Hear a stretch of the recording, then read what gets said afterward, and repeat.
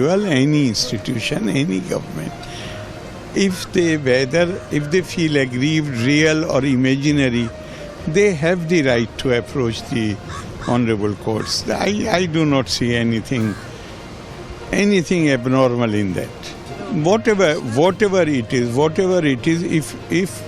if the right is there, now it will be for the Honorable Supreme Court to see whether their averments are in accordance, can be entertained or not. It is not for me to sit in judgment. Kerala सरकार का राष्ट्रपति और राज्यपाल के खिलाफ supreme court में अभूतपूर्व कदम। केरल सरकार ने बिना किसी स्पष्टीकरण के बिलों पर असहमति जताने वाले राष्ट्रपति और राज्यपाल के खिलाफ उठाया बड़ा कदम। क्या आप जानते हैं कि एक राज्य सरकार और राष्ट्रपति के बीच कानूनी लड़ाई कैसे आकार ले सकती है? क्या राज्यपाल की भूमिका सिर्फ एक औपचारिकता है या उनके पास वास्तविक शक्ति है? आज हम इन्हीं सवालों के जवाब ढूंढेंगे जब हम केरल सरकार के उस अभूतपूर्व कदम की पड़ताल करेंगे जिसमें उन्होंने राष्ट्रपति और राज्यपाल के खिलाफ सुप्रीम कोर्ट का दरवाजा खटखटाया है। नमस्कार, आप देख रहे हैं ए न्यूज़। केरल सरकार ने संविधान के अनुच्छेद 32 के तहत एक याचिका दायर की है जिसमें उन्होंने राष्ट्रपति और राज्यपाल के कार्यों को मनमाना और असंवैधानिक करार दिया है। राज्यपाल द्वारा 2 वर्षों तक 7 बिलों को लंबित रखने और फिर उन्हें राष्ट्रपति के पास भेजने और राष्ट्रपति द्वारा 4 बिलों को बिना किसी कारण बताए अस्वीकार करने के कार्यों को उन्होंने अनुचित ठहराया है।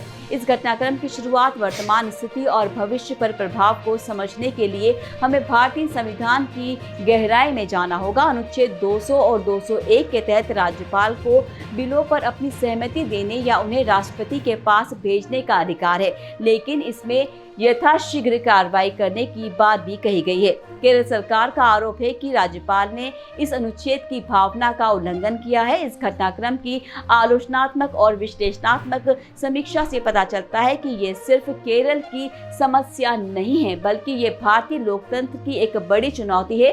राज्यपाल की भूमिका और उनके अधिकारों की सीमाओं को लेकर बहस नहीं है, लेकिन केरल सरकार के इस कदम ने इस चर्चा को एक नई दिशा दी है। केरल सरकार की याचिका में उल्लेखित बिलों की प्रकृति और उनके महत्व को समझना जरूरी है। इन बिलों में से कुछ जनहित से जुड़े हुए जिनका उद्देश्य राज्य के नागरिकों के जीवन में सुधार लाना है। इन बिलों को लंबित रखने का अर्थ है जनता के हितों को नजरअंदाज करना। इससे ये सवाल उठता है कि क्या राज्यपाल की भूमिका केवल एक औपचारिकता है या उनके पास वास्तविक शक्ति है जिसका उपयोग वो राज्य सरकार के कामकाज में हस्तक्षेप करने के लिए कर सकते हैं। इसके अलावा राज्यपाल द्वारा मीडिया के सामने राज्य सरकार और मुख्यमंत्री की आलोचना करने के कार्य भी चिंताजनक हैं। ये उनकी संवैधानिक भूमिका के विपरीत हैं और इससे उनकी निष्पक्षता पर प्रश्न उठता है। यदि सुप्रीम कोर्ट केरल सरकार की याचिका को स्वीकार करता है तो इसका भारतीय लोकतंत्र पर गहरा प्रभाव पड़ेगा। ये न केवल राज्यपाल की भूमिका को परिभाषित करेगा बल्कि राज्य सरकारों और केंद्र सरकार के बीच संबंधों को भी नया आयाम देगा।